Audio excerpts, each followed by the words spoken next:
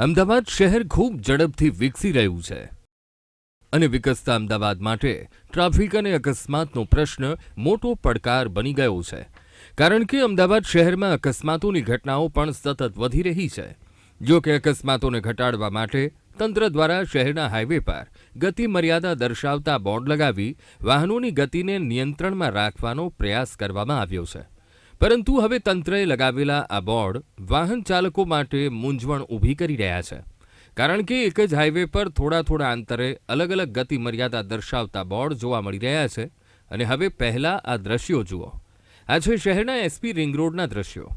SP ring road પર લગાવવામાં આવેલા આ બોર્ડમાં સ્પષ્ટ જોઈ શકાય છે કે ભારે વાહનો માટે ગતિ મર્યાદા 40 કિલોમીટર પ્રતિ કલાક દર્શાવવામાં આવી છે, જ્યારે 4 વ્હીલર માટે 60 કિલોમીટર પ્રતિ કલાક, રિક્ષા માટે 30 કિલોમીટર પ્રતિ કલાક, જ્યારે 2 વ્હીલર માટે 40 કિલોમીટર પ્રતિ કલાકની ગતિ મર્યાદા દર્શાવવામાં આવી છે.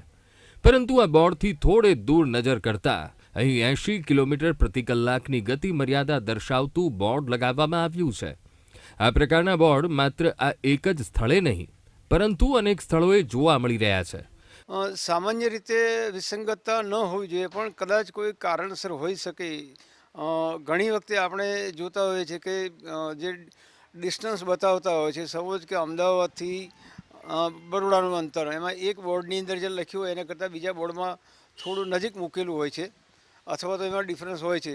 એવી જ રીતે આ તમારા કદાચ ધ્યાનમાં આવી હશે, કોઈ નજીકના વિભાગ કોર્સનમાં કોઈ સ્પીડ લિમિટ સપોઝ કે 80 મૂકી હોય અને પછી પાછી તરત 60 થતી હોય, અથવા તો કોઈ પ્રકારની હોય, તો એ ખરેખર ઓથોરિટીનું ધ્યાન દોરવાની જરૂર છે કે આમાં ખાલી 50, 100 કે 200 મીટર 300 મીટરમાં તમે આટલી એરર કેવી રીતે આવી શકે.